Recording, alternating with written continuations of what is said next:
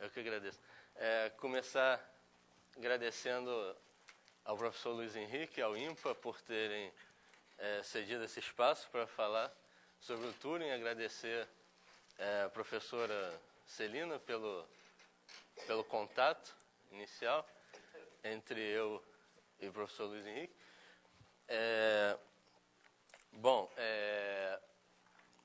Teve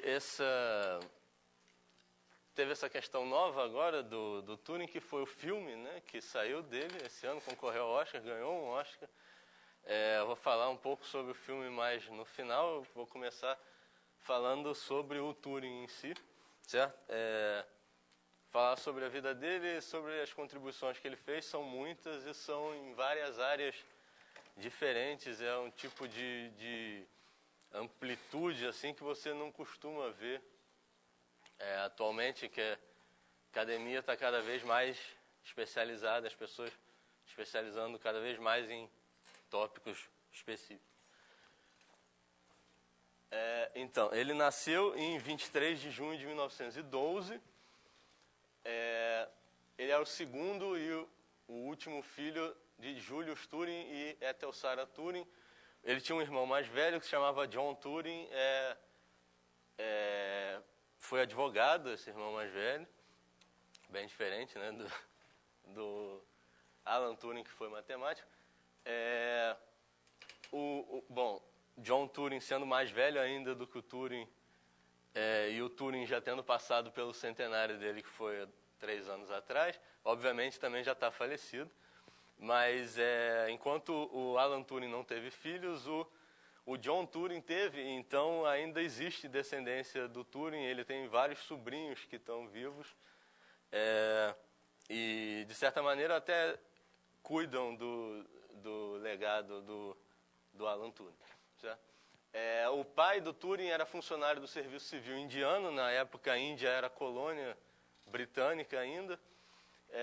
Ele servia nessa região de Madras. Não me peçam para apontar isso no mapa da Índia, eu não sei. E ele conheceu a esposa dele porque ela era filha do engenheiro-chefe da ferrovia de Madras. O Turing provavelmente foi concebido na Índia, mas ele nasceu em Londres, no bairro de Paddington, que é onde fica o bairro onde fica a principal estação de trem de Londres, que se chama Paddington também. E a questão é que ele nasceu e um tempo depois o pai dele teve que voltar para a Índia por causa do serviço dele, funcionário público.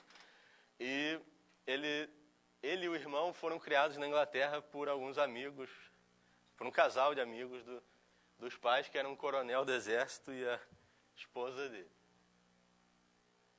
Aqui é o local de nascimento do Turing. Tem uma placa que está com zoom aqui, né, dizendo Codebreaker e pioneiro da ciência da computação, nasceu aqui. Né? Tem um endereço. E essa casa, pelo que eu sei, não é mais uma residência. Eu acho que é um hotel atualmente. Mas na Inglaterra eles têm essa tradição dessas plaquinhas azuis, que eles colocam onde a pessoa nasceu, onde a pessoa morou, onde a pessoa morreu. Então você vai andando pelas ruas da Inglaterra, você vai vendo essas plaquinhas azuis nos lugares mais que parecem comuns, e aí você vai ver as coisas que aconteceram lá. Tem até um site na internet com a lista e fotos de todas as plaquinhas azuis da Inglaterra, e tem uma seção das placas do Turing. Tem essa em Londres, tem algumas em Cambridge, em Manchester, relativas ao Turing. Aqui era o Turing criança com o irmão. O Turing é o menor, certo? Aparentemente se usava gravata na praia nessa época. Aqui ele já é um pouco maior. Na da esquerda ainda bem pequeno, na da direita um pouco maior. Eu acho que essa foto aqui da direita, ela é um zoom de uma foto de escola. Você pode ver outras pernas atrás. É uma foto da época da escola que pegaram só ele. Quando ele foi para a escola, né, ele foi para uma escola chamada Sherborne School. o nome em inglês é public school, mas não é uma escola pública no sentido que a gente tem aqui no Brasil de escola gratuita, é a escola paga e é uma escola caríssima. Public school é meio que um nome, porque tem alguma subvenção do governo ali, mas mesmo assim você tem que pagar caro para estudar lá. Era uma escola para classe média alta e para filho de nobre. Era uma escola preparatória para a universidade. É tipo um high school, né, um ensino médio, mas realmente só para um preparatório para universidade, só para quem tem realmente boas condições financeiras. Essa escola ainda existe até hoje, continua famosa, continua conceituada lá como preparatório. Eu entrei uma vez, tem um tempo já, eu entrei uma vez no site dessa escola, tem a lista dos ex-alunos famosos. Tem o Turing lá, mas os que eles mais dão ênfase são atores famosos e tal. Jeremy Irons estudou lá. E a grande questão é que durante os anos dele nessa escola Sherborne, as notas dele não eram boas, tá? E ele quase não conseguiu o certificado de conclusão para poder tentar matrícula na faculdade depois. Isso não é tão raro assim, você ter uma pessoa que não tem notas boas e depois descobrir que ela é brilhante, porque o Einstein tinha o mesmo problema, exatamente o mesmo problema, notas horríveis e depois...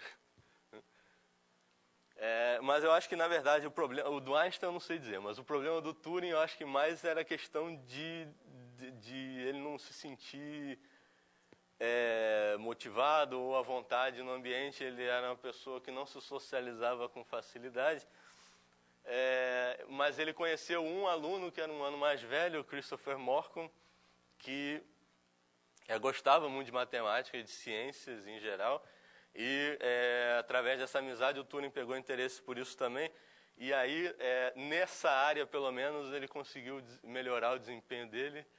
Na parte de humanas continuou sofrível. Tem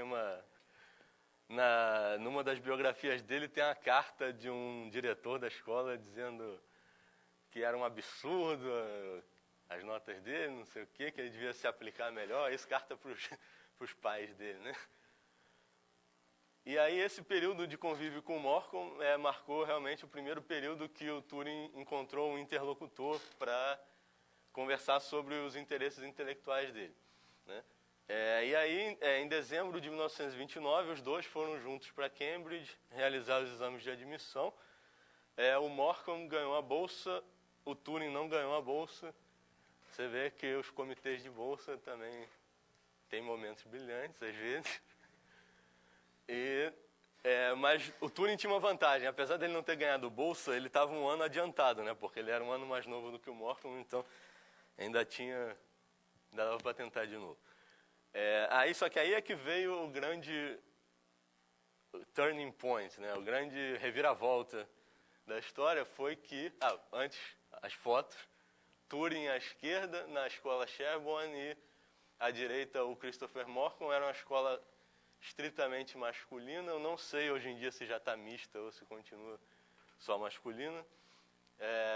Os dois uniformizados, né? E aí a reviravolta é que o Morcom morreu subitamente em 1930, em fevereiro de 1930. Ele tinha uma doença que eu nem sabia que existia até ler a história, que é tuberculose bovina, que aparentemente não é a mesma coisa que tuberculose humana, mas aparentemente pega em humanos, e ele tinha, e ele morreu disso. E o Turing se sentiu, não se sentiu responsável pela morte do Morcom, mas ele se sentiu responsável, de certa maneira, por tentar alcançar ou tentar fazer tudo aquilo que o Morcom não ia mais poder, né? E aí ele deu um gás a mais aí nos estudos e conseguiu uma bolsa para o King's College em Cambridge para estudar matemática. Começou a estudar lá em outubro de 31 e concluiu os estudos em 34 com honras.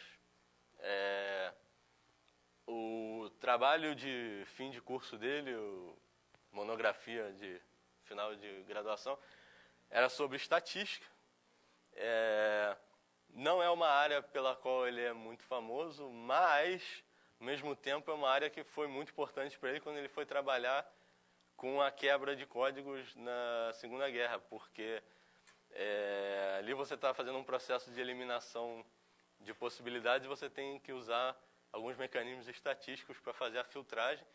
E ele chegou a desenvolver um monte de técnicas estatísticas altamente complexas, especialmente para mim, que não sou especialista em estatística, para tentar fazer a decifragem da cifra alemã. Então, esse tema ainda ia ser útil para ele mais adiante. E a partir de 1935, ele obteve uma fellowship no King's College. Fellowship é uma coisa que a gente não tem exatamente aqui no Brasil. É tipo porque aqui todo professor é pesquisador, todo pesquisador é professor, mas um fellow lá seria um pesquisador puro. Ele foi contratado para fazer pesquisa no King's College, então ele continuou no mesmo lugar onde ele tinha estudado. E a partir de 1935 foi trabalhar como pesquisador. Aqui ele na época da universidade. Parece que naquela época terno era o vestuário para todas as ocasiões. E aí, quando ele começou a trabalhar lá, a partir de 1935, ele começou a atacar um problema que estava na mesa, na verdade, desde 1928, era um problema do Hilbert, que era um matemático alemão. O Hilbert fez um discurso, uma palestra, né, na Feira de Matemática de 1900, que foi em Paris, se não me engano. Uma feira de matemática não é uma feira, realmente, é um congresso. Sim. E ele fez uma palestra apresentando vários problemas, eram os problemas que estavam em aberto naquela época, que ele achava que eram os mais importantes ou relevantes de ser resolvidos ao longo do século XX. São 23 problemas, muitos ainda estão em aberto até hoje, vários foram resolvidos, alguns com resposta positiva, alguns com resposta negativa. E aí, em 1928, ele adicionou um novo problema ali na lista dele, que era esse problema com esse nome tão bonito, Entscheidungsproblem, que acho que é assim que se fala, que pergunta se existe um método mecânico. Por método mecânico, a gente pode entender o método automático ou, na linguagem já do século XXI, um algoritmo, mas o Hilbert nunca usaria essa palavra. Um algoritmo para determinar se uma dada sentença lógica segue ou não de um conjunto de axiomas. Então, a ideia é você dar como entrada o conjunto de axiomas, a sentença, e o algoritmo responde sim ou não. O Hilbert tinha essa conjectura de que a resposta era positiva, que existia um método assim, só que ninguém tinha ainda sido capaz de elaborá-lo. O Gödel, em 1931, apresentou dois resultados que foram conhecidos como os teoremas da incompletude de Gödel, que basicamente diz que em sistemas lógicos com algum nível já com algum poder expressivo razoável, existem sentenças que são verdadeiras e que não podem ser provadas axiomaticamente. Então, isso parecia ser uma ducha de água fria no problema do Hilbert, dava fortes indícios de que a resposta, na verdade, era negativa. O que faltava ainda, o último passo que faltava, era formalizar exatamente o que seria um método mecânico, né, ou o que seria um algoritmo. E aí é que o Turing e o Church entram na história. O Church Alonso Church é um matemático americano da Universidade de Princeton. O Turing inglês. Eles não se conheciam ainda. Depois eles até vão se conhecer, mas eles não se conheciam ainda. Então, eles trabalhando independentemente, o Church forneceu uma modelagem de método mecânico baseada em funções matemáticas. É o que ele chamou de lambda cálculo. E na mesma época, entre 35 e 37, o Turing forneceu uma modelagem baseada em uma máquina com um pequeno conjunto de operações simples, que é a máquina de Turing. Ele não chamou a máquina de Turing, isso somos nós que chamamos. Ele chamava de máquina universal. Certo? Então você repara que essa época é a época que ele já estava formado, tá? Mas alguns detalhes interessantes é que ele fez a máquina de Turing sem ter pós-graduação nenhuma, ainda, e com 24 anos de idade. O Gödel, que está aqui no slide também, ele fez os teoremas da incompletude dele também com 23, 24 anos de idade. O trabalho do Turing foi publicado nesse artigo, On Computable Numbers with an Application to the... que foi submetido em maio de 36. E nesse artigo ele tem 4 resultados que são importantes o suficiente isoladamente que poderiam justificar 4 artigos separados, se fosse o caso. Ele fez, primeiro, ele formalizou o que é um procedimento mecânico ou um algoritmo como uma tarefa que pode ser executada por uma máquina de Turing. Certo? Ele apresentou a máquina de Turing universal, que é uma máquina de Turing capaz de simular o funcionamento de qualquer outra máquina de Turing, tá? Desde que receba as instruções adequadas. Então, basicamente, isso é o computador. Tá? Falta as peças, falta eletricidade, falta toda a mecânica, mas isso é o computador, basicamente, a máquina de Turing universal. Ele mostra que existem problemas que não são algoritmicamente solúveis. Tá? Ele exemplifica com o chamado problema da parada. E nisso ele mostra também que o problema do Hilbert não é algoritmicamente solúvel. E no final, no apêndice, ele mostra que o modelo dele de máquina de Turing é completamente equivalente ao modelo do lambda cálculo do Church, mas tem a vantagem em cima do lambda cálculo, que é o seguinte, é que na máquina de Turing está muito mais transparente a parte do procedimento mecânico ou procedimento automático do que no lambda cálculo, onde você só vê funções sendo compostas com funções. Aqui é o Turing nessa época, já com 20 e poucos anos de idade. Mas acho que essa foto da esquerda é a foto do passaporte dele. Então, o que são máquinas de Turing? Máquina de Turing, bom, é um modelo computacional simples, tá? Mas apesar de simples, ela captura tudo aquilo que a gente considera como algoritmicamente computável. Tudo que a gente consegue construir um algoritmo para resolver, a gente pode resolver usando uma máquina de Turing e vice-versa. Não significa que se eu fizer um algoritmo em Java e rodar num Core i5 e fizer um algoritmo com as instruções bobinhas da máquina de Turing rodar numa máquina de Turing, vai levar o mesmo tempo para dar a resposta. Óbvio que não. Vai dar uma diferença brutal aí, mas o que importa é que se um resolve, o outro também resolve. Diferenças de tempo desconsideradas. Certo? Então, o que a gente tem é um modelo matemático simples e preciso de computabilidade, em que a gente pode usar para estudar de maneira formal o que dá para ser computado, o que não dá para ser computado. Então, eu consigo estudar os limites do que pode ser resolvido computacionalmente, algoritmicamente. Eu consigo mostrar que existem muitos problemas sem solução algorítmica. Tá?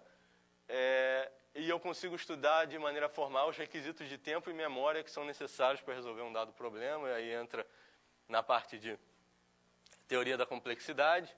Tá? Eu vou mostrar mais adiante que o Turing também deu umas ideias iniciais nessa parte de complexidade, mais para frente, não ainda nessa época da máquina de Turing. E aí eu consigo construir uma hierarquia de complexidade para os problemas, o que é fácil de resolver, o que é difícil, o que é impossível, né? Vários níveis. Aqui é uma descrição informal da máquina de Turing, ela parece mais um videocassete do que um computador, se é que alguém ainda sabe o que é um videocassete, tem sempre esse problema também.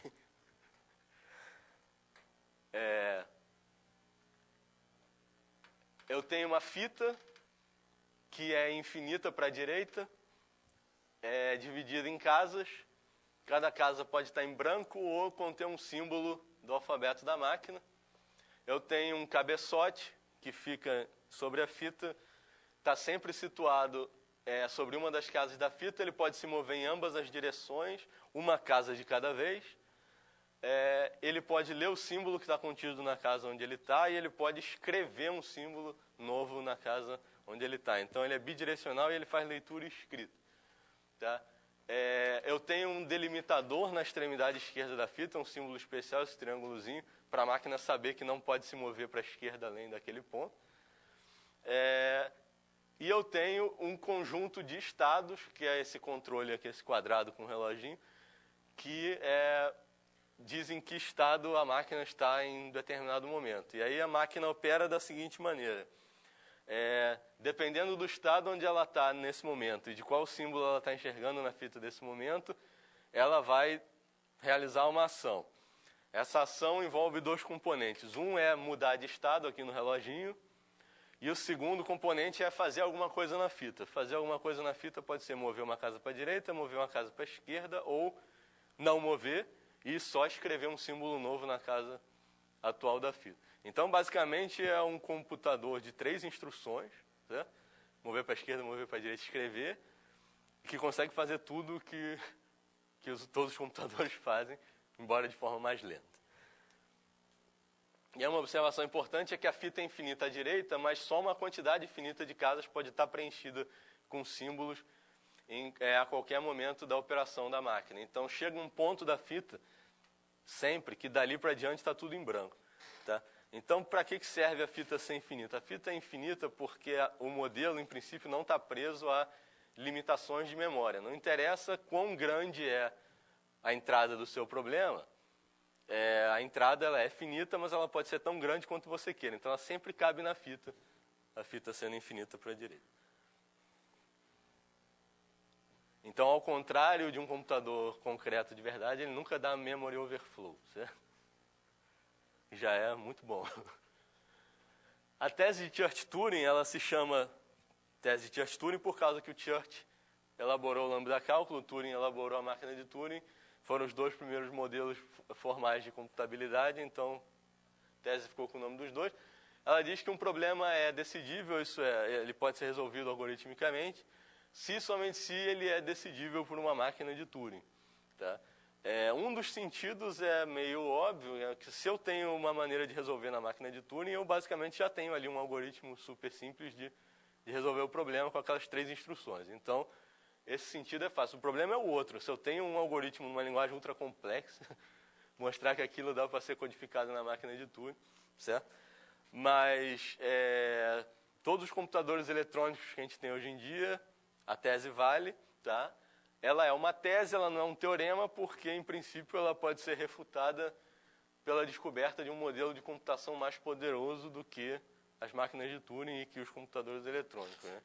É altamente improvável que apareça esse modelo, embora também eu vou acabar queimando a língua falando isso, mas porque esse modelo aqui ele já tem 70, quase 80 anos, o lambda cálculo também 80 anos, e você tem vários outros modelos que foram propostos, como máquinas de registradores, funções mi-recursivas, etc. Todos foram mostrados que são equivalentes entre si, equivalentes com a máquina de Turing. Então parece improvável que apareça algum modelo mais poderoso. Eu posso anabolizar uma máquina de Turing, que ela vai continuar tendo o mesmo poder computacional da máquina padrão. O que é anabolizar uma máquina de Turing? Em vez de uma fita, põe um monte de fitas em paralelo. Em vez de um cabeçote em cada fita, põe 200 cabeçotes em cada fita. Enlouquece, põe não determinismo na máquina, põe o que você quiser, continua dando para transformar essa máquina toda anabolizada na máquina de Turing padrão. Então, o resultado disso é que a tese é comumente aceita atualmente. A máquina de Turing parece realmente ser limite superior do que é computável. E, como curiosidade, né, hoje em dia a gente fala cada vez mais em algoritmos quânticos e computadores quânticos. Embora os algoritmos quânticos estejam léguas à frente dos computadores quânticos em termos de desenvolvimento. Mas a curiosidade é que mesmo esses algoritmos e esses computadores, eles não refutam a tese Church-Turing. Então, o computador quântico ele é baseado num modelo completamente diferente de arquitetura do que o computador eletrônico, certo? Ele não se baseia em eletricidade, ele se baseia em fenômenos de mecânica quântica. E mesmo assim, ele não refuta a tese. Então, significa que tudo que eu consigo resolver num computador quântico, eu consigo resolver num computador tradicional também. Aí vem a pergunta natural. Então, por que diabo tanta gente pesquisa computador quântico? Bom, duas respostas. Primeiro, porque é divertido. Segundo, porque ele é mais rápido do que o computador eletrônico em alguns problemas. Não é em tudo, inclusive. Tem coisas que, se você rodar num eletrônico e num computador quântico, não vai fazer a menor diferença de tempo. Tem outros que fazem uma diferença brutal. Tá? Por exemplo, um problema clássico em que essa diferença aparece é fatorar um número inteiro. Fatorar um número inteiro é um problema muito difícil de resolver com um computador eletrônico tradicional. Tá? Você não tem nenhum algoritmo conhecido eficiente, mas se tentar fazer isso num computador quântico, você faz rapidamente.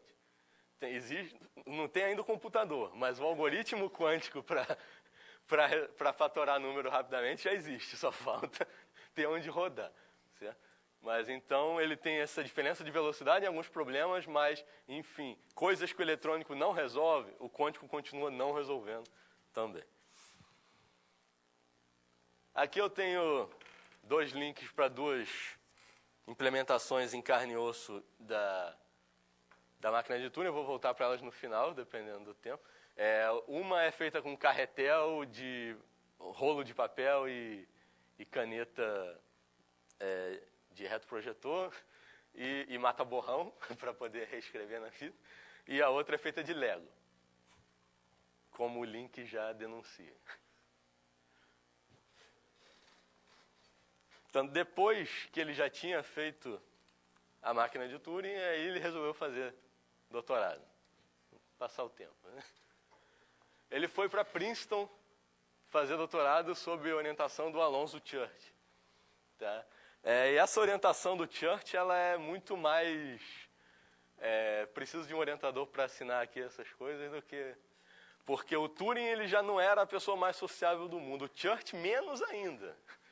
O Church, eu não sei o que tem na água de Princeton, porque as pessoas lá são altamente reclusas. Não sei hoje em dia, mas o Church era um cara super na dele. O Gödel nem tanto, mas foi ficando conforme foi envelhecendo. Ele também trabalhava em Princeton. Então, quer dizer, na verdade, o Turing ele estava trabalhando muito mais sozinho no que ele queria do que realmente. E aí,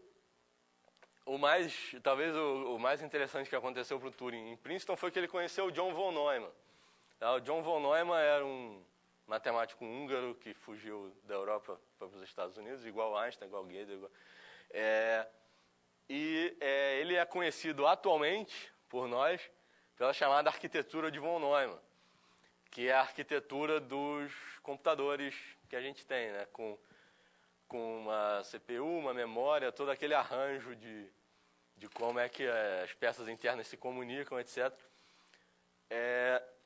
Então, foi nesse momento que o von Neumann tomou conhecimento das ideias do Turing, da máquina de Turing universal, etc., que iam levar ele mais adiante a pensar na arquitetura de von Neumann. Né? E durante esse período, o Turing também estudou criptologia, então ele já começou aqui a estudar o que estava envolvido, o que precisava de conhecimento, tinha muita estatística envolvida nisso. Né? E ele começou a construir uma máquina de cifras baseada em um multiplicador binário que ele mesmo construiu utilizando relés eletromagnéticos. Para você saber o que é um relé eletromagnético, você tem que ter uma certa faixa etária. E para você ter usado você tem que ter uma outra faixa etária ainda maior. Tá? Eu já vi isso porque da primeira vez, eu só vi porque da primeira vez que eu fiz essa palestra, eu falei, eu não sei o que é uma relé. Aí uma pessoa da audiência falou, é isso aqui que é uma relé. Aí eu soube. Vocês conhecem que Lula tirou do bolso uma relé e me mostrou. Então agora eu já vi agora usar realmente não. O que é uma relé? Uma relé basicamente é um transistor de quando não existia transistor. Certo? Era o que se usava quando não existia transistor, era relé, para fazer máquinas mecânicas elétricas. Certo? Então ele construiu ele mesmo essa máquina de cifras. Tá? Agora, você tem até hoje em livro-texto de criptografia, você tem essas cifras baseadas em multiplicador binário, elas são super simples. Hoje em dia esse negócio não resiste 5 minutos, mas você tem que lembrar também que naquela época ainda não tinha computador para resolver o negócio em 5 minutos. E nesse período também já estava ficando mais ou menos claro de que em algum momento ia ter guerra com a Alemanha. E aí quando ele terminou o doutorado, ofereceram para ele continuar em Princeton, mas ele preferiu voltar para Cambridge. Tá? Aí, já em Cambridge, um tempo depois, vai vir a guerra, mas ele ainda tentou. Você vê que ele gostava de construir essas maquininhas, né? Desde sempre. Ele fez a maquininha de cifra, agora ele vai fazer tentou construir uma máquina para calcular a função zeta de Riemann. O objetivo dele era achar soluções fora da linha crítica. Ele não conseguiu. Bom, se ele tivesse conseguido, todo mundo aqui saberia, né? Mas, então, obviamente, ele não conseguiu. Mas eu não sei se ele não conseguiu porque a máquina rodou e não achou, ou porque ele não chegou a terminar a máquina. Isso não ficou claro para mim. Mas, então, aparentemente, ele achava que a hipótese de Riemann era falsa, né? Se ele resolveu buscar soluções fora da linha crítica. A partir de setembro de 1938, ele começou a trabalhar em tempo parcial para a divisão do governo britânico, que era responsável pela quebra de códigos. Tá?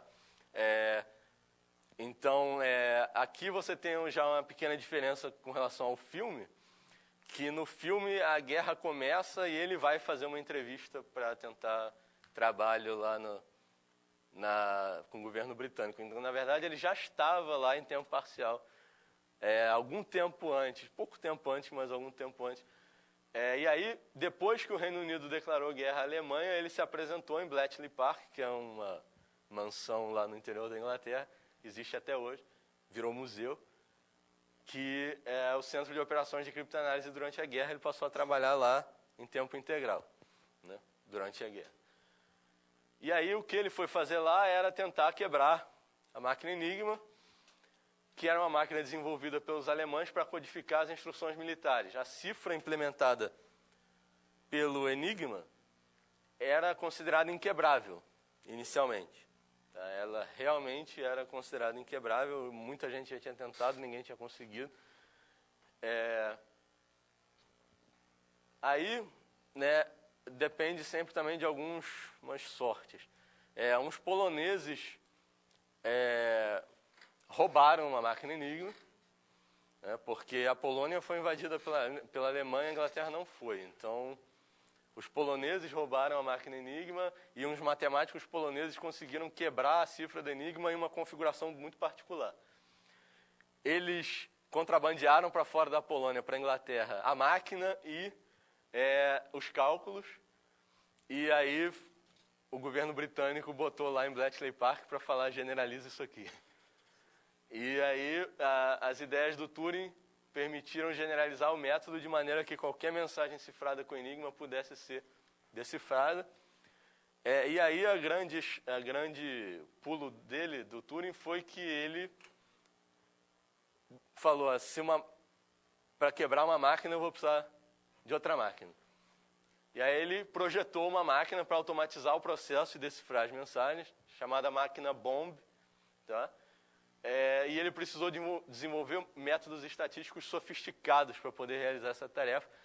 E a máquina era quem tinha que realizar todos esses cálculos estatísticos, né? Porque a abordagem inicial na Segunda Guerra era: põe nessa sala inteira aqui de gente fazendo conta e vê o que dá, né? Inclusive a palavra computador originalmente não era uma referência a uma máquina, era referência a uma pessoa. Um computador era uma pessoa que ficava na mesa lá fazendo conta freneticamente. A maioria mulheres, inclusive. As computadoras que ficavam lá fazendo conta freneticamente, né? Você dava pedacinhos para as pessoas e...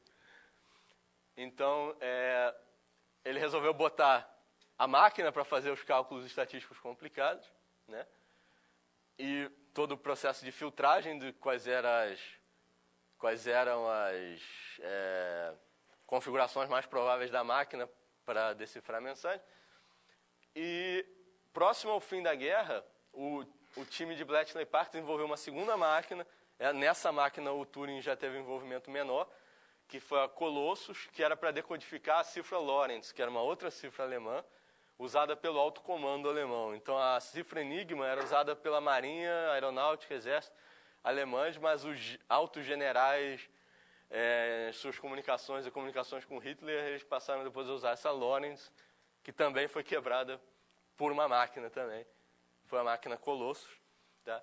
Agora, apesar do Turing não ter participado tanto na construção da máquina Colossus, a lógica interna dela, de todos os cálculos estatísticos envolvidos que ela realizava, tudo isso era ainda baseado nas ideias do Turing. Para onde eu aponto? Foda-se. Então, os modelos estatísticos também foram fundamentais para a quebra do Lorentz. E o Colossus ele foi importante também porque ele foi a primeira aplicação com uso em larga escala de circuitos eletrônicos digitais. Tá? Então, ali você começou a usar circuitos eletrônicos e não peças puramente mecânicas, igual anteriormente. E também, nesse período, o Turing resolveu se dedicar à construção de uma máquina para encriptação de voz, que ele queria, assim, o objetivo dele é que fosse usado para comunicação entre o Churchill e o Roosevelt, mas não foi. Não sei se a guerra acabou cedo demais, entre aspas, não ficou pronta a tempo a máquina, o que foi, mas ela não foi utilizada. Ele chamou de Delilah, o protótipo, né? E o Turing recebeu a Ordem do Império Britânico, que não é título de Sir, tem uma escala lá das medalhas, né? Até chegar no Sir. Ele recebeu essa OBE, Ordem do Império Britânico, por sua contribuição durante a guerra. Agora é interessante esse negócio, porque como o trabalho é confidencial, você ganha a medalha e eles pegam de volta logo depois, né? Porque ninguém pode saber. Porque se você anda por aí com uma medalha, você ganhou isso aí por quê? Porque... Então eles pegam de volta. E aí a contribuição dele permaneceu em segredo até depois da morte dele. Até a década de 70 ninguém sabia do que ele tinha feito durante a Segunda Guerra. Aqui eu tenho uma foto da máquina Enigma. Tá? Como é que ela funciona? Ela parece uma máquina de escrever. Ela tem o teclado para você apertar e tem em cima umas lâmpadas, uma tecla para cada letra, uma lâmpada para cada letra também. E você tem os rotores ali em cima. Tá? O que você precisa descobrir para quebrar a cifra é qual é a posição inicial dos rotores quando o oficial alemão começou a digitar a mensagem. Tá certo? Isso aqui é mantido em segredo. Então, o cara configura os rotores ali e começa a digitar a mensagem no teclado. A cada letra que ele aperta, acende uma lâmpada no visor de cima, correspondente àquela letra que ele apertou encriptada. E aí uma pessoa do lado vai escrevendo as letras que vão acendendo e transmite a mensagem encriptada. A cada tecla que você aperta, o primeiro rotor gira uma posição. Quando o primeiro rotor completa uma volta, o segundo rotor gira uma posição e assim por diante. Então, à medida que você vai digitando aqui, os rotores vão mexendo. E isso faz com que, se você apertar a mesma letra duas vezes, ela vai ser encriptada de duas formas diferentes por causa da posição diferente dos rotores. E isso dificulta enormemente a quebra da mensagem. Certo? Se todos os 6 fossem sempre encriptados como AS, por exemplo, ficava fácil quebrar, porque você fazia uma contagem de frequência, analisava qual é a frequência média das letras em alemão e tentava fazer a correspondência. Né? Assim, isso aí já não funciona. Então, a estatística é bem mais sofisticada que o Turing teve que programar na máquina. Certo? E para piorar um pouco mais, você ainda podia adicionar uns cabos aqui, ó. Tem uns furos aqui embaixo. Você pode adicionar uns cabos, uns plugs, para fazer umas permutações extras ali no processo de encriptação. Só para ficar mais divertido. Então, a máquina do Turing, o que ela tinha que resolver era qual era a posição inicial dos rotores, porque a partir dali ele consegue voltar com a mensagem original. Aqui é o Bletchley Park. É uma mansão certo? A ideia era ser um lugar que ninguém imaginava que estava acontecendo operações militares, então uma mansão no interior. Hoje em dia é um museu, tem site, tudo. Aqui o Bomb, que é a máquina que quebra o Enigma. E você reparar aqui, você vê que é uma mulher operando isso. Na outra foto que vai mostrar o Colossus também vai ser mulheres. Então as mulheres computadoras, depois que elas saíram da mesa, porque o trabalho delas estava sendo feito pelas máquinas, elas foram operar as máquinas. E você repara nessa foto, você vê que o pessoal do filme fez uma boa caracterização da máquina no filme. É bem parecida realmente com como ela é. Aqui o Colossus, também operado por mulheres. O Delilah, que era um encriptador de voz, o protótipo que ele fez. E aí tem a questão do lado atlético do Turing, que ele... Isso talvez seja a coisa mais inesperada, ele era maratonista. Ele, durante a faculdade, ele praticou corrida, remo, vela, depois ele se focou só na corrida. E ele, às vezes, realizava o caminho entre Bletchley Park e Londres correndo. Isso é mais do que distância de maratona, 64 quilômetros, maratona é 42. Em 45, já depois da guerra, ele passou a participar do time de corrida do Clube Walton, que é um clube amador.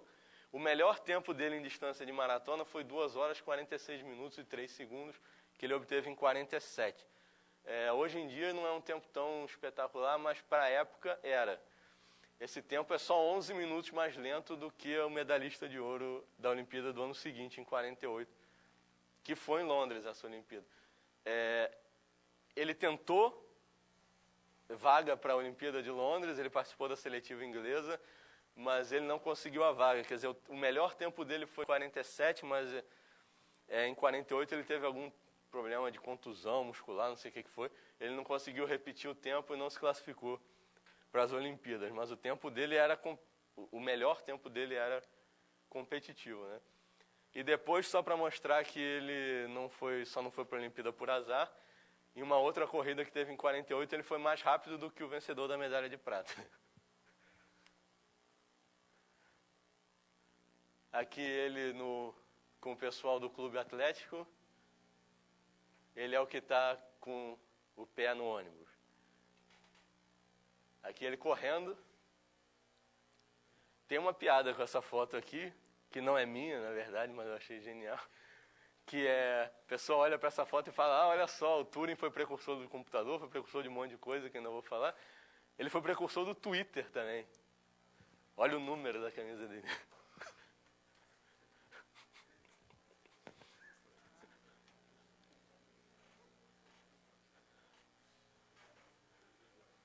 Depois da guerra, o Turing achou que era momento de concretizar a ideia dele da máquina de Turing universal.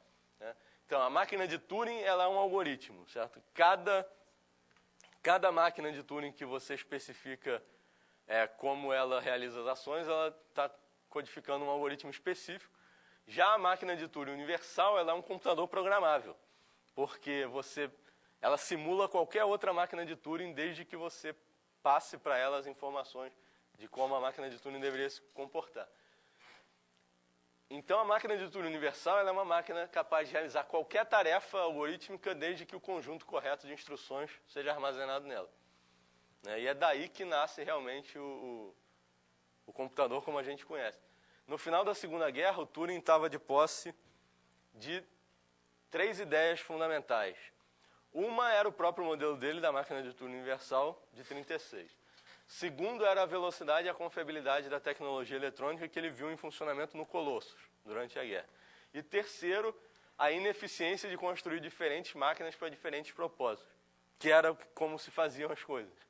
A máquina Bomb, ela só quebra enigma. Qualquer outra coisa que você pedir para ela fazer, ela não faz, só quebra enigma. Todas as máquinas que você construía durante a guerra, cada uma era para fazer uma coisa.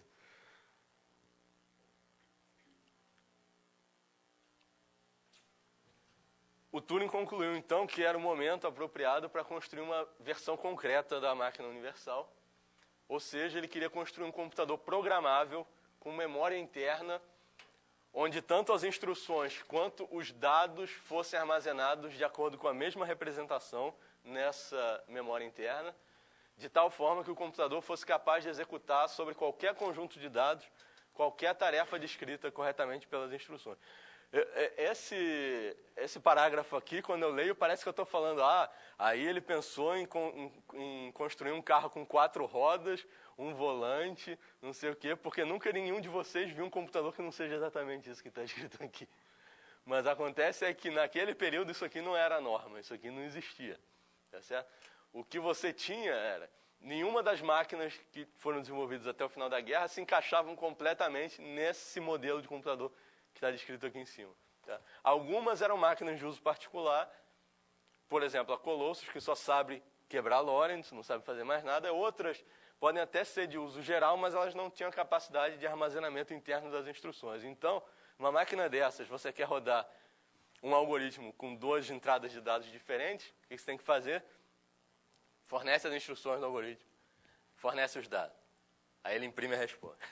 Aí tá, de novo fornece as instruções, aí fornece os outros dados, ele imprime a resposta. Então é super legal, né, você ficar realimentando as instruções toda vez que você tem que rodar um programa. Então,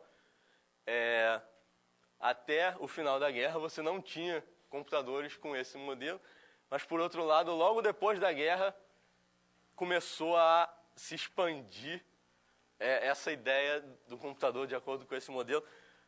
A ideia não foi só do Turing, mais gente pensou nisso e mais gente começou a querer desenvolver e começou a ter uma certa corrida por quem ia fazer um computador programável primeiro, né? Em 45, o John von Neumann, ele de novo aí, ele conhecia o trabalho do Turing de 36, ele publicou esse relatório do EDVAC, descrevendo de forma incompleta o projeto para um computador com armazenamento interno de programas, isso nos Estados Unidos, né? Agora, parece que realmente ele fez um negócio com uma pressa tão grande, parecia que era uma corrida realmente de quem vai fazer esse negócio primeiro, porque ele fez isso aqui de forma tão grande que ele publicou o troço incompleto, faltando uma série de detalhes de implementação, e com um monte de coisas que tinham sido feitas por outros engenheiros, sem citar as fontes. Então, foi uma coisa assim de eu preciso botar meu nome aqui antes que alguém bote primeiro. E aí essa competição americana pelo desenvolvimento do computador foi positiva para o Turing no primeiro momento, porque ele foi contratado pelo Laboratório Nacional de Física da Inglaterra para elaborar um projeto de um computador com armazenamento interno. Ele fez o projeto, em fevereiro de 46, ele apresentou um relatório técnico detalhado para o ACE, que é Automatic Computing Engine. E esse relatório do ACE, ele tinha umas coisas muito interessantes, assim, que são muito à frente do que você ia ver durante muito tempo. Primeiro, ele previa o uso de uma linguagem de programação rudimentar para a escrita dos programas. Tá? E segundo, isso nunca foi implementado, tá? Mas o Turing propôs a possibilidade de que usuários remotos utilizassem o ACE através de uma conexão telefônica. Isso em 46. Quando foi que apareceu a internet de escada de verdade? 80 e pouco? 70 e pouco, no máximo? Ele já tinha essa ideia. Não conseguiu fazer, mas ele pensou. E ele deu importância no projeto ao tamanho e à velocidade de acesso à memória interna do computador. E nisso parece que ele apostou certo, porque se você olhar os computadores atuais, o que você tem? Você tem memórias... o processador já parou de acelerar hoje em dia. Você não consegue mais velocidade. Aquele 2 GHz não passa muito daquilo. O que as pessoas têm feito é botar 200 núcleos em paralelo. Mas as memórias, sim. 8 GB de memória, 16 GB de memória. Daqui a pouco você vai ter uma torre de processamento e uma torre de memória do lado. Então, tamanho de memória tem sido... E velocidade de memória também, porque você tem memória cache, que é feita para dar velocidade numa memória que é tradicionalmente mais lenta, né? Então, e aí você já tem cache em 3 níveis, em 4 níveis, então parece que realmente a aposta dele em velocidade e tamanho de memória estava certa. O segredo das atividades do Turing durante a guerra fez com que as pessoas considerassem que ele não tinha experiência para fazer o que estava no relatório. Esse é o problema assim, quando as coisas que você faz são secretas.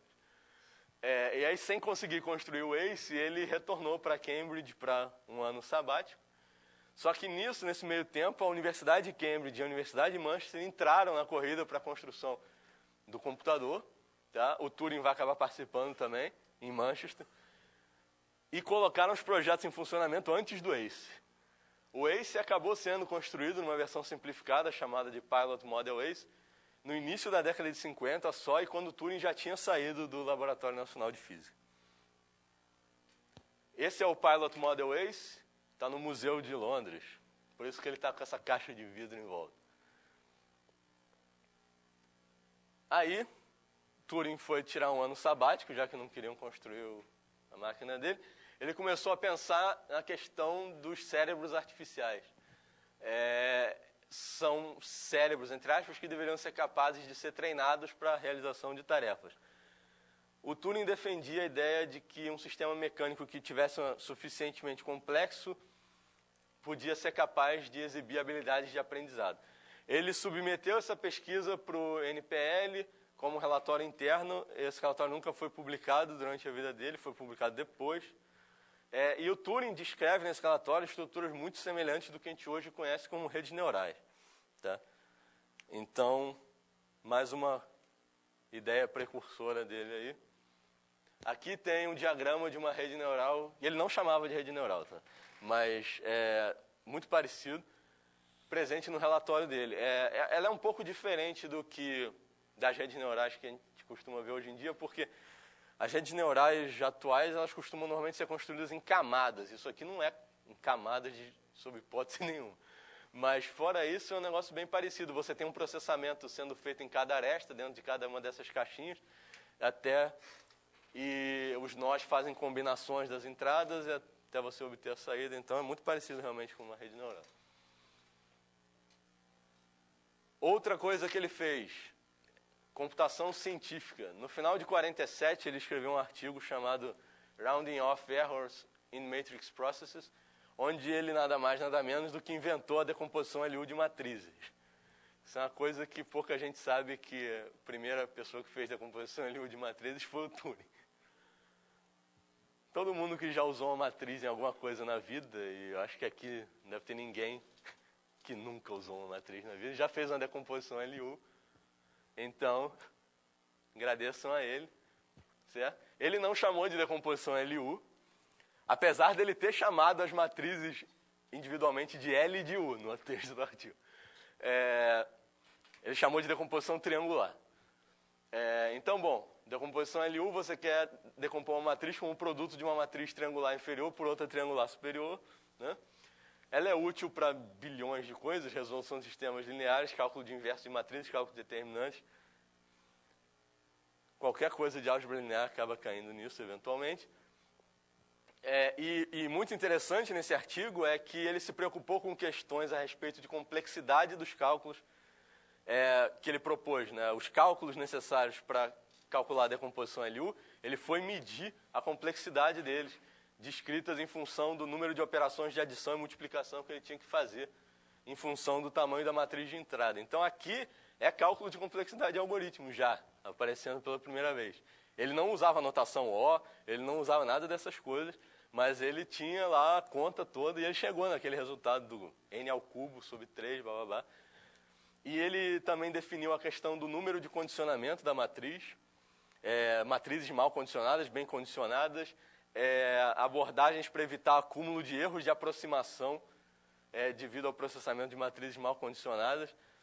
Então, ele nem tinha o computador para rodar o algoritmo, para se preocupar com erro de aproximação e float, não sei o quê, mas ele já estava medindo qual era a complexidade do negócio e como calcular o erro e como manter o erro sob controle se algum dia isso fosse rodar num computador.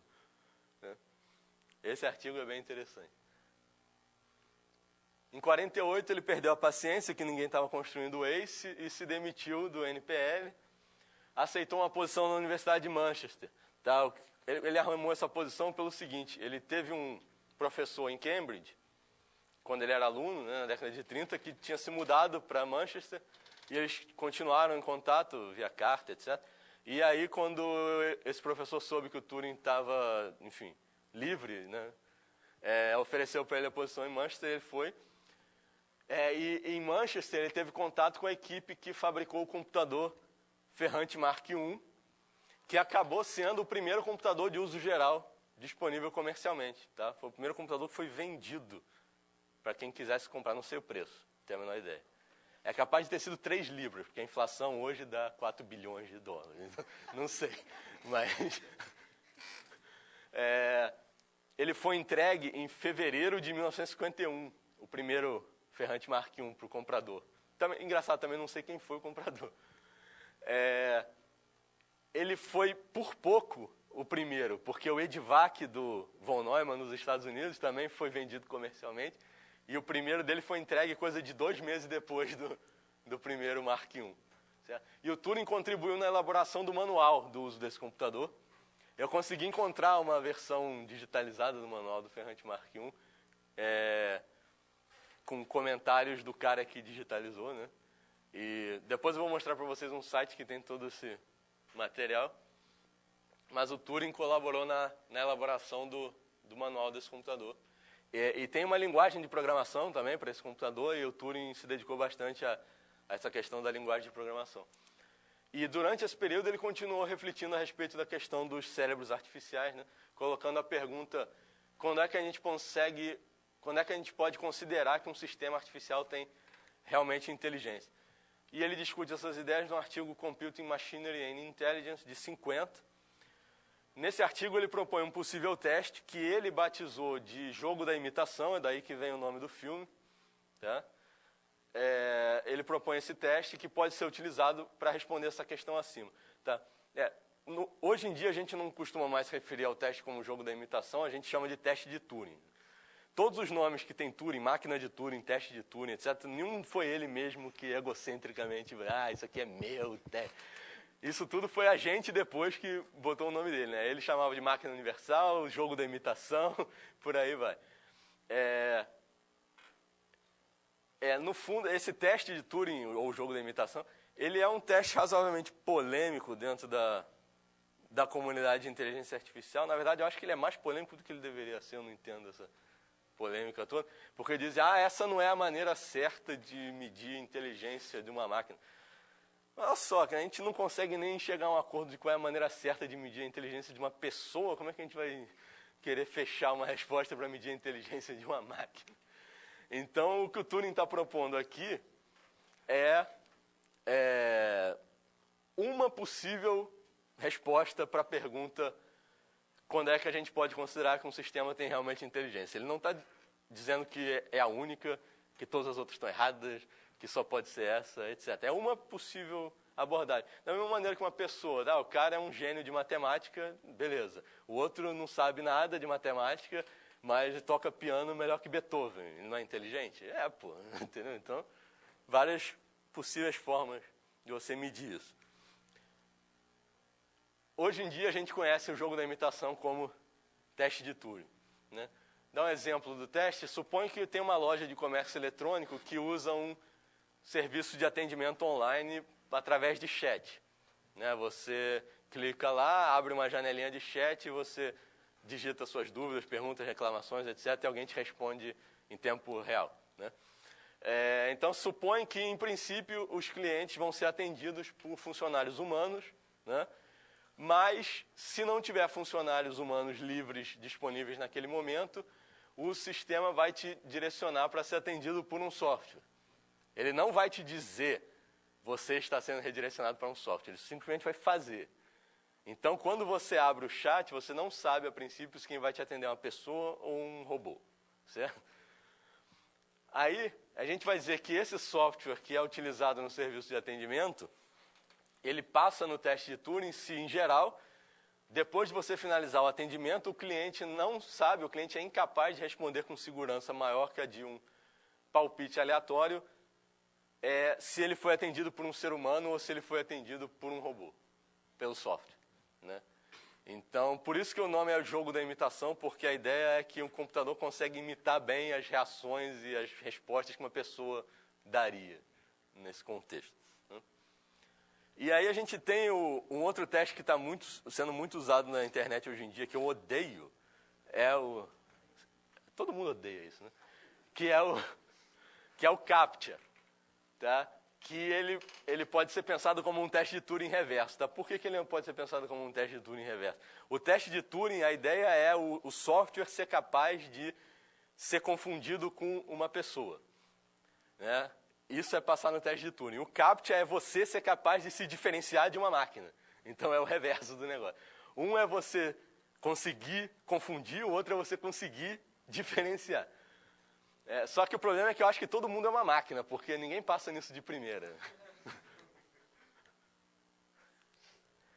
Eu já tive vez de usar esses CAPTCHA normalmente tem um sistema de auxílio para quem tem deficiência visual, ou não sei o que ele fala, em vez de... Aí eu muitas vezes vou pelo som, porque aquela letra toda não dá.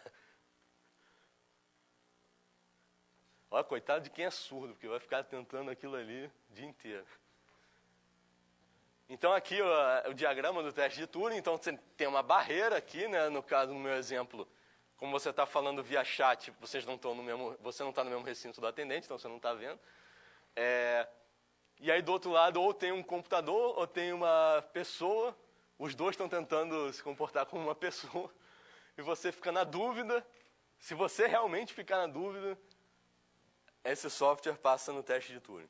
Tá? Ano passado teve um fuzuê aí de que um software finalmente tinha passado no teste de Turing. Eu não considero que aquele software fez passar no teste de Turing, não. Tá?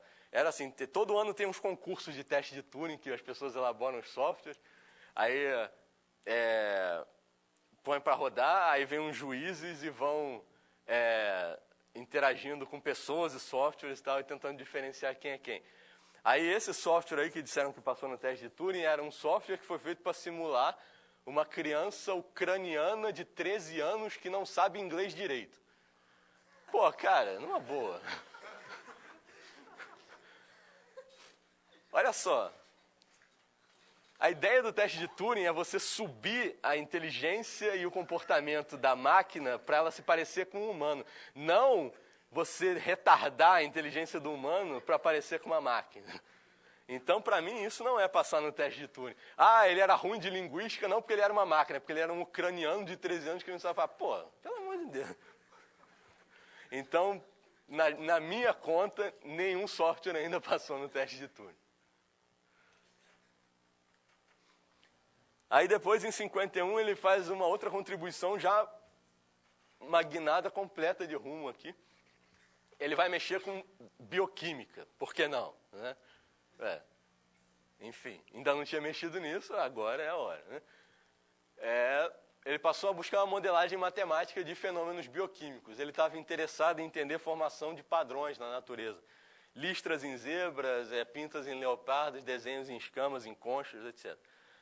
E ele também se interessou por um outro fenômeno curioso, que é o aparecimento espontâneo dos números da série de Fibonacci e da razão áurea em diversas estruturas biológicas. Especialmente, ele ficou olhando, era margaridas e girassóis, que o negócio de que o número de pétalas sempre obedece à razão áurea, tem umas coisas loucaças, assim, que aparecem espontaneamente na natureza. Então, ele estava interessado nisso também. Essa parte ele não conseguiu concluir, né? Tem um pessoal hoje em dia tentando concluir o que faltou ali, do que ele não conseguiu fazer, mas a parte da formação de padrões ele desenvolveu mais. Esse artigo Chemical Bases of Morphogenesis, ele submeteu no final de 51, foi publicado em 52, ele começa a desenvolver modelos matemáticos formais para descrever as reações bioquímicas responsáveis pela formação de padrões. Ele usa um sistema de equações diferenciais parciais, EDPs, até o Turing mexeu com EDP. Não lineares, chamados de sistemas de reação de fusão. O sistema de EDP do Turing é um caso particular de sistema de reação de fusão que é chamado de sistema ativador-inibidor ou catalisador-inibidor. A ideia dele é o seguinte, é que você fazer reações químicas isoladamente, elas têm um efeito estabilizador ao longo do tempo, que é o seguinte, pega dois compostos, joga no mesmo frasco, eles vão reagir entre si, eventualmente acaba a reação e todo o conteúdo do frasco novo fica uniforme com a nova substância produto das duas antigas. Então, aquilo vai, mexe e para, né? Por outro lado, processo de difusão isoladamente também tem um efeito estabilizador ao longo do tempo. Eu pego uma barra de ferro, acendo um isqueiro numa ponta, o calor vai começar a se difundir ao longo da barra, chega uma hora que toda a barra está com a mesma temperatura uniforme e não tem mais propagação de calor ali. O que o Turing mostrou foi que, em algumas determinadas condições, se eu botar reação e difusão em conjunto, eu posso ter um efeito gerador de instabilidade em um sistema. E ele modelou sistemas bioquímicos com dois compostos químicos distintos, que ele chamou de morfogênios. Um dos morfogênios seria um ativador de crescimento ou de pigmentação, o outro seria um inibidor. E os dois em conjunto se difundindo num tecido biológico e reagindo entre si, que vão acabar gerando os padrões visuais ou os padrões de crescimento. Então, os padrões podem surgir a partir de um agrupamento não uniforme que pode surgir de ativador e de inibidor em regiões da superfície de um tecido, resultado da perturbação inicial geradora de instabilidade. Esses padrões construídos de acordo com esse modelo passam a ser chamados de padrões de Turing. Também o nome não foi ele que deu. E uma das condições necessárias para esse modelo funcionar é que a taxa de difusão do inibidor tem que ser maior do que a taxa de difusão do ativador. O sistema de EDPs é isso aqui. Eu não trabalho com EDPs, então me perdoem qualquer imprecisão, mas é o seguinte, o U e o V são as concentrações de cada um dos dois morfogênios. Digamos, o U é o ativador e o V é o inibidor. Então, aqui eu tenho a XY é a posição no tecido biológico, pensa num retângulo de tecido biológico, né? E o T é o tempo. Então, eu tenho a concentração em cada ponto, em cada instante de tempo, e aqui, no caso, é a derivada em relação ao tempo. O DU e o DV são as taxas de difusão do composto U e do composto V. Aqui eu tenho Laplaciano, certo? Ninguém gritou, tá certo. Então, Laplaciano de cada um dos compostos em relação à posição dele. Isso o Laplaciano te dá uma certa medida de fluxo. E aqui, esse segundo termo é a função que rege a reação entre os dois compostos. Então, a partir da concentração de U e da concentração de V, eu posso ter um aumento ou decremento da concentração de cada um dos dois devido à reação entre eles. E essa reação é dada pelas funções f e g. Tá certo? E aí, interessante também é que o Turing utilizou os computadores recém-construídos, né, computadores de 1 ano de idade que tinha, para realizar simulações numéricas desses sistemas dinâmicos não lineares que são descritos por essas EDPs. E com isso ele se tornou um pioneiro da computação científica também, né, que é utilizar computador para fazer simulações de fenômenos físicos ou biológicos, enfim. E é interessante esse artigo da morfogênese, é o último artigo dele, aqui é o histograma de citações, ele não tinha quase nada, chegou na década de 70, boom, crescimento exponencial. As pessoas começaram quem é de biologia, de bioquímica, começou a obter resultados experimentais que eram consistentes com o modelo do Turing. E com isso começou a crescer. E, inclusive, tem 2 artigos, que são um de 2012 e um de 2014, que são, assim, fortíssimos em indicar que a teoria do Turing é consistente. Assim, você nunca pode dizer se realmente é assim. Nessas coisas de biologia é meio difícil dizer é assim que acontece, mas pode ser assim, né? Quer dizer, é consistente com os dados experimentais, a teoria. Um é sobre a formação de dedos em fetos, né? Por que que a nossa mão não é um bloco? Por que que nascem extensões? E por que que o crescimento é ordenado de maneira que as extensões tenham separações bem definidas? Certo? Porque poderiam crescer extensões e ser tudo grudado, os dedos assim. Mas tem um... Então, por que que aqui cresce e aqui não cresce nada? Então, tem um artigo que é sobre isso, 2012, que estudou isso e achou que o modelo do Turing pode ser consistente e pode ser usado para explicar esse tipo de coisa.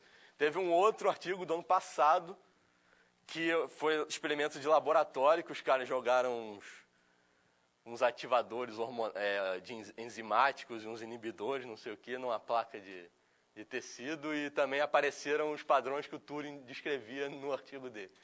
Então, bem interessante, que é meio século depois, mas parece que ele também estava de olho em alguma coisa válida nessa parte aqui também.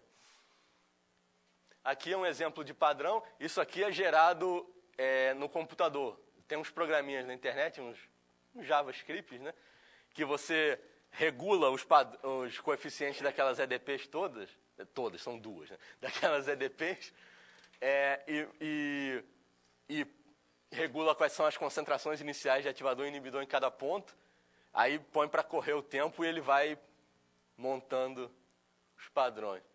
Então, isso é feito no computador, mas de acordo com as equações do Turing.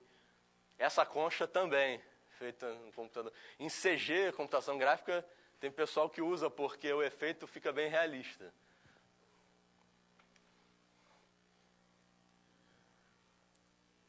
Aí agora a parte mais desagradável. Em 7 de fevereiro de 52, que eu descobri ontem, é o dia da coroação da Rainha Elizabeth II. Interessante isso, né? Ele foi preso, um dia muito bom para uns, muito ruim para outros. Ele foi preso, acusado de atentado violento ao pudor. Essa tradução é minha, eu não sei se ela é muito precisa, mas a ideia que ela passa é boa, porque o termo em inglês é gross indecency, que seria indecência grave. Então, atentado violento ao pudor, né? A acusação foi feita quando Turing admitiu ter mantido relações sexuais com outro homem. Detalhe é que nenhuma delas em público. Se tivesse sido em público, a gente entenderia melhor, né? E o interessante também é o seguinte, como é que ele acabou fazendo essa admissão. Ele foi roubado, acho que roubaram um relógio que era do pai dele, alguma coisa assim, da casa dele. Aí ele foi na polícia e disse, eu fui roubado. Aí, e você tem alguma ideia de quem possa ter sido, não sei o quê? Ele, eu acho que eu sei sim. Acho que foi um cara que esteve lá em casa esses dias. E como é que é esse cara? Não sei o quê. De onde é que você conhece esse cara? É porque eu estava... você estava, né? Então você está preso. E o ladrão não importa, você está preso. Então, eu realmente acho que não pegaram o ladrão, falando sério. Não, pegaram. Pegaram? Ele até testemunhou depois no processo dele. É? Bom, menos pior um pouco. Homossexualidade era crime na Inglaterra na década de 50. Na verdade, ela foi crime até o final da década de 60, 1967. E é interessante que, então, previsto no Código Penal, né, é interessante que esse artigo do Código Penal que usaram no Turing foi o mesmo artigo do Código Penal que usaram no Oscar Wilde, em 1900, 1890 e pouco. Então, o que 50 anos depois ainda estava igual, ainda mais 15 anos depois ainda ia ficar igual. E até esse momento o Turing ainda era consultor dos serviços de criptoanálise do governo britânico. Após essa confissão, entre aspas, o Turing foi removido desse serviço e teve seus privilégios de acesso a informações sigilosas revogados. Ele foi condenado e teve a opção entre duas sentenças, ou prisão ou injeções hormonais ao longo de um ano. Eu acho que qualquer pessoa, quando falam assim, você tem uma escolha, prisão ou X. Todo mundo escolhe X, eu acho. Não tem... prisão ou morte, eu acho que a pessoa escolhe prisão, mas fora isso... Então, obviamente, ele escolheu as injeções hormonais, mas eu não sei até que ponto foi uma boa escolha. ele optou pelas injeções e essas injeções causavam efeitos colaterais no corpo dele. Você tem que levar em consideração também que a medicina da década de 50 não é a medicina de hoje. Então, esse negócio de qual é a dosagem correta, não existe esse tipo de coisa, né? Enche a seringa e manda ver. Então, muitos efeitos colaterais, tá? Entre eles, aparentemente, depressão. E ele continuou trabalhando na parte de morfogênese e nas simulações numéricas ao longo de 52 e 53, e aparentemente sofrendo de depressão, que é possivelmente um efeito colateral das injeções, tá? Mas não só, eu acho que as injeções sim, mas é porque, na verdade, o contexto inteiro da vida dele mudou, porque essa época, início da década de 50, é a época do senador McCarthy nos Estados Unidos também, tá? Então você tem toda aquela coisa de, todo mundo é um espião soviético, não sei o quê, qualquer pessoa que tem alguma coisa é um espião soviético. Então, tinha suspeita na Inglaterra também de que pode ser que a União Soviética acabe cooptando o Turing e ele vai revelar todos os segredos de quando ele trabalhava no serviço secreto, bababá. Então, eles começaram a botar, depois que ele foi condenado, eles começaram a botar polícia vigiando ele o tempo todo. Começaram a botar restrição nas viagens dele para o exterior, mesmo para a Europa. Chegaram a um ponto que eu acho que eles revogaram a permissão dele de sair do país completamente. Então chega um ponto também que as injeções, obviamente, fizeram estrago. Mas se a injeção já te deixa mais propenso à depressão e você começa a ver cada vez menos opções para você também, acaba dando o que deu. Ele se suicidou com cianeto em 7 de junho de 54, com 41 anos. Em setembro de 2009, o Gordon Brown, que talvez nem fosse nascido nessa época, era um bebezinho, que era o primeiro-ministro do Reino Unido, ofereceu um pedido de desculpas público pelo tratamento discriminatório dado ao Turing pelo governo britânico. Ele, inclusive, publicou num jornal o texto inteiro dele, do pedido de desculpa, jornal de grande circulação da Inglaterra. E depois, no Natal de 2013, a Rainha Elizabeth II concedeu ao Turing um perdão real, anulando postumamente a sua condenação. Antes desse perdão da Rainha Elizabeth, já tinha rolado uma proposta de lei na Câmara dos Lordes da Inglaterra, de fazer um perdão através do parlamento. Acabou não passando, mas aí,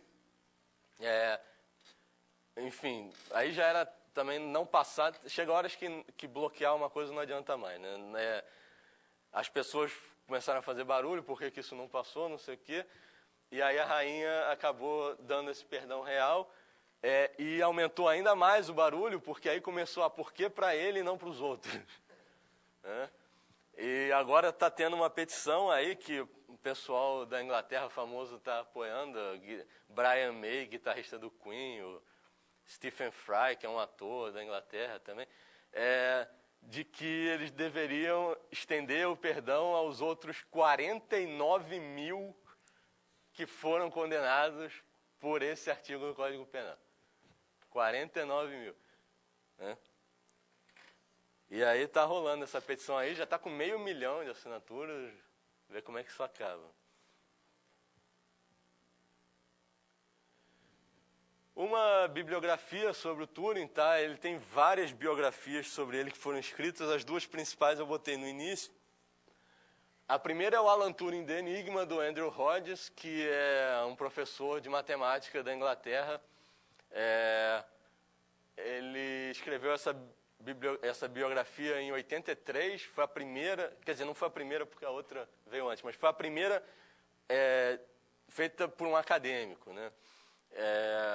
E foi ele que meio que botou o Turing de volta no mapa. Até aquele momento, Turing era completamente anônimo, a não ser para quem era realmente da área ou de IA, ou de teoria da computação e tal.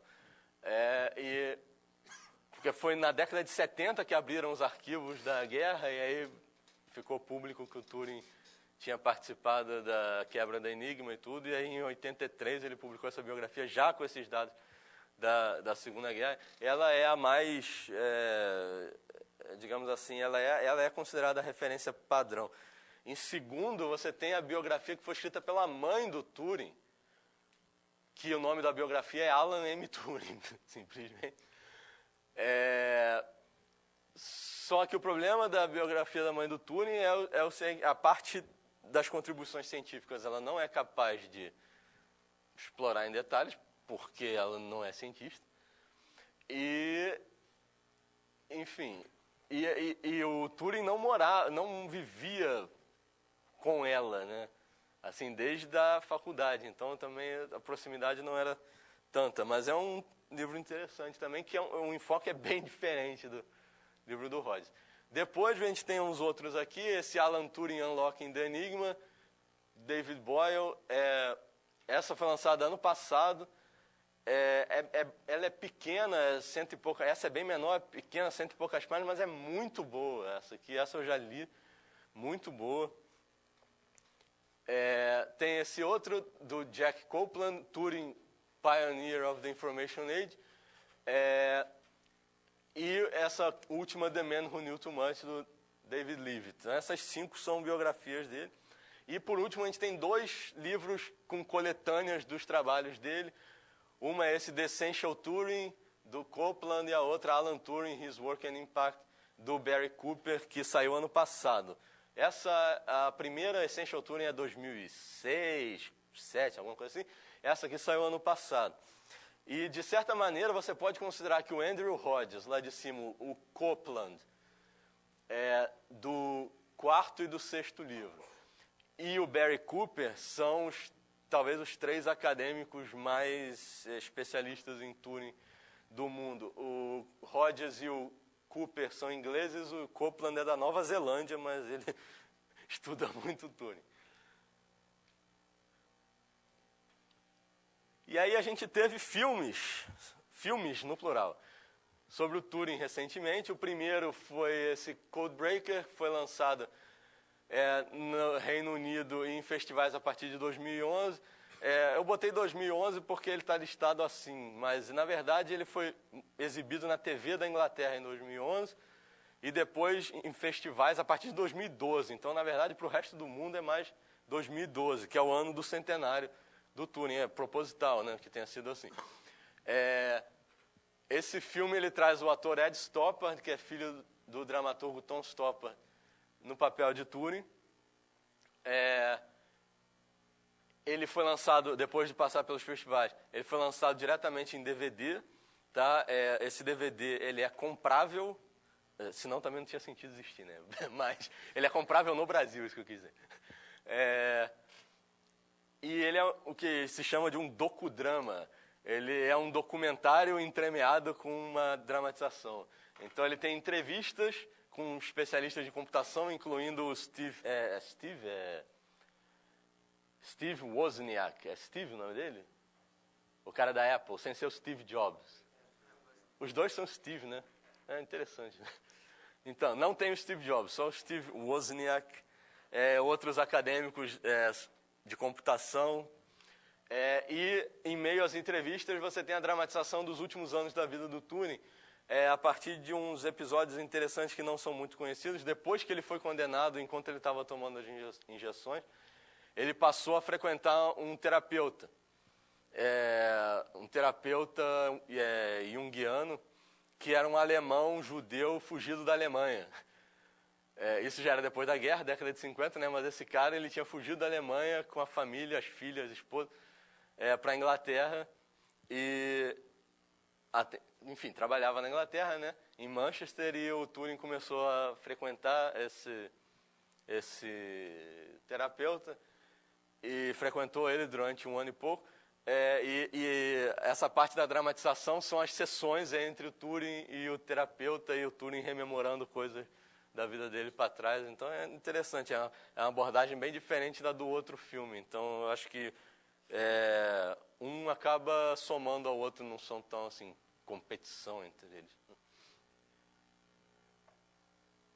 E o outro filme, o Jogo da Imitação, que agora todo mundo já sabe de onde é que veio esse título, o jogo da imitação, embora o Turing falhe no filme. Mas ele fala rapidamente sobre o que era o jogo da imitação. Ele traz o Benedict Cumberbatch no papel do Turing, ele aqui à esquerda, e aqui eu peguei uma foto dele ao lado da máquina Bomb, para ver que realmente o filme fez uma representação boa da máquina, está bem parecido com aquela foto da máquina verdadeira que eu mostrei antes, né? E o Cumberbatch fez um trabalho bom de físico também, de ficar parecido com o Turing. Ele foi lançado nos cinemas do Reino Unido e dos Estados Unidos em novembro de 2014 e foi lançado aqui no Brasil em janeiro de 2015. Ele ganhou o Oscar de melhor roteiro adaptado nesse domingo, anteontem. Roteiro do Graham Moore, que é o rapaz à direita segurando a estatueta do Oscar, baseado no livro do Andrew Hodges, que é a primeira biografia daquela lista que eu mostrei antes, foi a base para o roteiro do Graham Moore. E tem opiniões divergentes sobre esse filme. E isso acontece com todos os filmes que são baseados talvez em eventos históricos. Tem gente que acha que tem que ser perfeito e que aí fica apontando, essa parte aqui não era assim, essa parte aqui não aconteceu, esses dois caras se conheceram anos depois, mas isso é uma chatice, assim, uma resmunguice também, sabe que... eu não sei, eu pelo menos eu não tenho idade para ser resmungão nesse nível ainda, então tentar focar na parte positiva, certo? Tem duas coisas no filme que me incomodam um pouco, mas fora isso, o resto são detalhes. As coisas que me incomodam são que tem uma cena no filme que ele está no refeitório da escola e aí tem um negócio de ervilhas e cenouras não podem se encostar porque são de cores diferentes. Isso costuma sempre aparecer como um retrato de pessoas com transtorno obsessivo compulsivo, né? Tá torto o quadro, as coisas estão se encostando, não sei o quê. E eu nunca vi nenhum relato de que o Turing tinha transtorno obsessivo compulsivo. Então isso eu achei um pouco... veio do nada, assim. A outra, um pouco relacionada a isso, era Oi? Tratam ele como se ele tivesse síndrome de Asperger. Isso que eu ia falar. A outra era essa questão de que parece que ele tem alguma coisa como síndrome de Asperger ou algum tipo de... desses distúrbios semelhantes ao autismo, né, de que ele não entende sarcasmo, de que ele não entende piada, não sei o que. Nisso não me é tão estranho quanto a questão do toque que botaram nele, porque tem alguns relatos divergentes, mas do que mais se vê, ele tinha dificuldade de socialização, ele era tímido, ele gostava mais de trabalhar sozinho do que em grupo, tudo isso sim. Mas, porque essa questão da linguagem, de que ele teria dificuldade para entender linguagem não literal, né, não entender sarcasmo, não fazer piada, não sei o quê, isso eu não sei, porque eu acho que não. Eu acho que ele não chegava a esse nível. Eu acho que... tem relatos de que ele era bem-humorado no trabalho. Diziam que ele era muito largado de vestuário, de ir com a mesma camisa e mesma calça vários dias seguidos, de ir sem gravata, ir com a gravata dobrada errado. Tá. Então, nisso. Mas, em termos de humor, sabe? Tem uma cena que chegam para ele, a gente vai almoçar. Aí ele, a gente vai comer um sanduíche. Como se ele não entendesse que estão chamando ele para almoçar também, entendeu? Porque não é linguagem não literal, né? Eu acho que já é exagero. Aquela moça que trabalhava com ele, a Joan Clark, isso é uma cena que tem gente que acha que é mentira, mas é verdade. Ele pediu ela em casamento sim, viu? E quando ele pediu ela em casamento, ele fala, você quer casar comigo? Aí ela, quero, aí ele, como piada, falou depois, mas não espere que isso vá funcionar, porque eu tenho tendências homossexuais. Aí então, ele falou na lata, assim. E é uma certa abordagem bem humorada de si mesmo, eu diria. Né? Você chegar, pedir alguém em casamento e depois dizer, não, espere que vai funcionar, porque... Então, isso me parece um humor de alguém que não tem esse tipo de distúrbio de personalidade. Né? Então, essas duas coisas me incomodaram um pouco. De resto, são só detalhes pequenos do tipo, mas o Morcon era um ano mais velho que o Turing e eles aparecem na mesma sala no filme. Que absurdo. Esse tipo de coisa, para mim, não importa, sabe? E os personagens são todos reais. Aquele Menzies, que era o chefe do serviço secreto, ele é um personagem real. O Marechal lá, Denniston, é real. Ele não era bronco igual ele é no filme, tá? Do tipo, essa máquina nunca vai funcionar, Alan Turing, maldito seja. Mas ele existia. E, na verdade, quem era o chefão mesmo era o Menzies, do serviço secreto, igual acaba aparecendo no filme também. Aqueles dois companheiros dele de laboratório são reais, a Joan Clark e o Hugh Alexander, que era realmente campeão de xadrez. A história do Turing mandar uma carta para o Churchill para pegar a vaga de chefe do grupo para cima do Alexander, ela é uma meia-verdade, tá? Porque, na verdade, o Turing foi colocado lá como chefe desde o início. E ele era horrível com a parte administrativa, óbvio. Né? Até para se vestir já se enrolava. Então, e aí o Hugh Alexander assumiu dele a chefia para pegar a parte administrativa e deixar para ele só a parte técnica, mas não foi uma virada de mesa. Agora, existiu sim a carta para o Churchill, não foi para pedir a chefia, mas foi para pedir dinheiro. Eles passaram por cima, ele e o Alexander, os dois passaram por cima da chefia do Bletchley Park e foram direto para o Churchill e a gente precisa de mais dinheiro para aperfeiçoar essa máquina que a gente está construindo, e o Churchill deu. Então, a carta existe realmente. O pedido de casamento existe realmente. O que mais?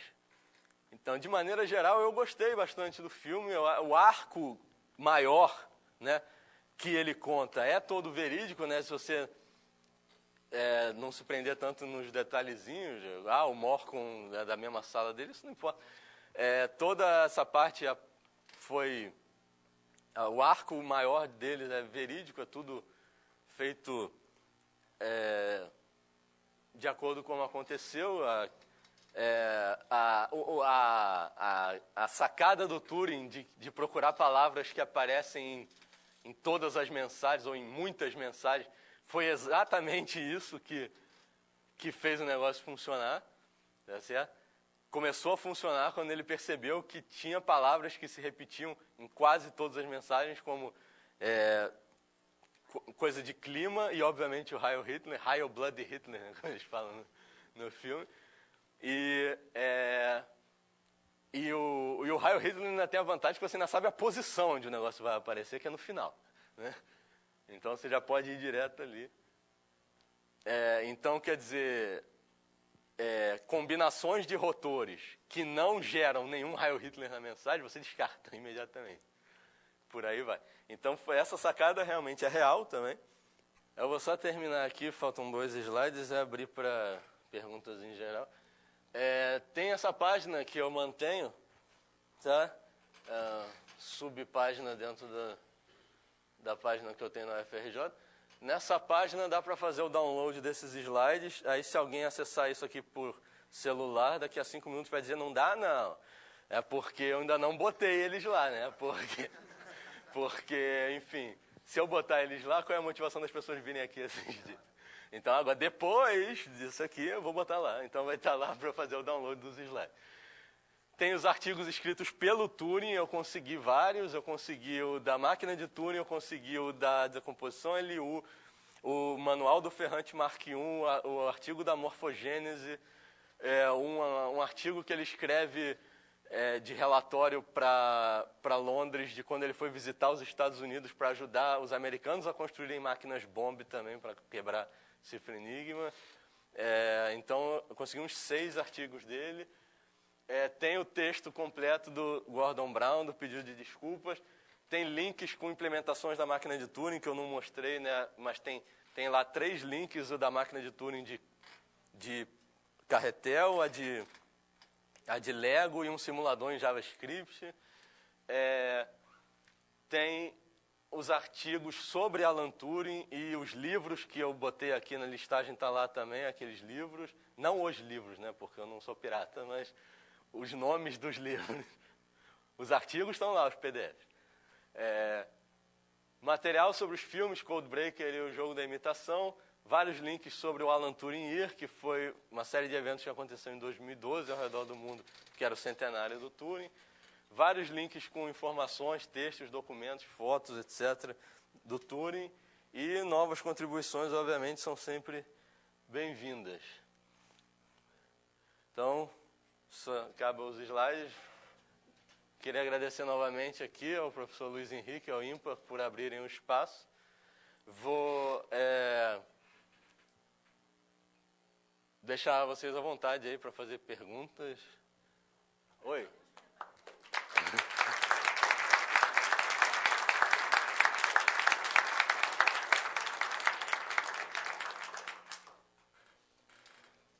Fala.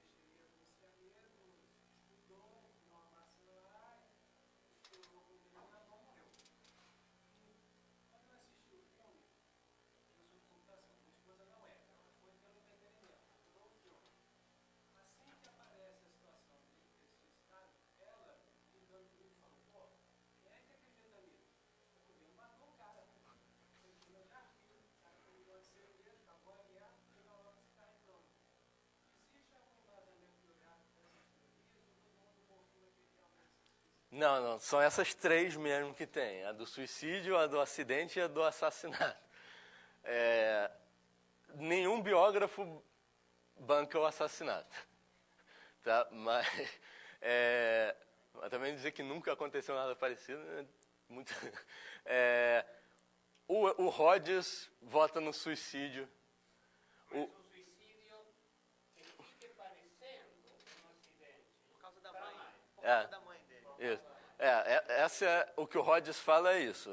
A biografia da mãe, justamente, a biografia da mãe não existe nada, foi acidente, certo, líquido e certo, segundo a biografia da mãe, foi acidente.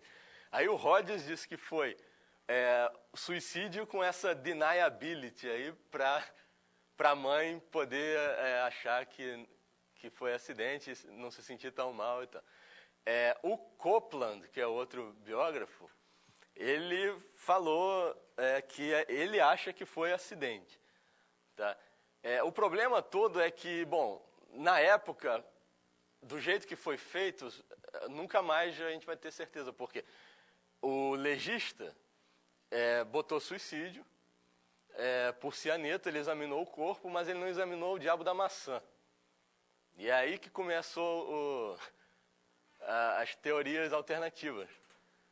Porque não examinou a maçã, então vai que não tinha nada na maçã, vai que ele aspirou isso sem querer, então vai que o governo matou ele com ondas laser. Mas na verdade, eu particularmente, entre assassinato e acidente, eu ainda acho mais provável assassinato do que acidente. Porque eu não sei se é tão fácil assim você tomar cianeto a ponto de se envenenar mortalmente sem ter percebido que fez isso. Mas eu acho que se eu sabia secreto e depois pode matar ele, eu mataria de uma forma muito mais sutil. E não com cianeto. Mais ou menos, né? Porque se você vai matar... Prender o cara, condenar ele por traição e matar ele oficialmente. Mas se queria... Não dava para condenar ele por traição. Mas não precisa, muito melhor você forjar a evidência de que ele deu os segredos Ah, deixa eu fazer um... Você me lembrou uma coisa, você falou em segredos para outro país, me lembrei de outra coisa. Tem um personagem no filme que é um espião soviético. Eu nunca tinha ouvido falar disso. Eu falei, pô, o cara inventou um espião soviético? Ele não inventou o espião soviético. Esse cara trabalhava em Bletchley Park, ele só não trabalhava na mesma cabana do Turing. Mas ele existia. Com esse nome mesmo, deixaram o nome do cara, Cairncross. Ele era um espião soviético realmente, e a hipótese mais aceita atualmente é que realmente o chefe do serviço secreto usava ele para passar as informações que ele queria para a União Soviética. Mas então, entre assassinato e acidente, eu ainda acho mais provável assassinato, mas eu não sei se eu sou muito otimista no coração das pessoas, eu ainda fico com suicídio.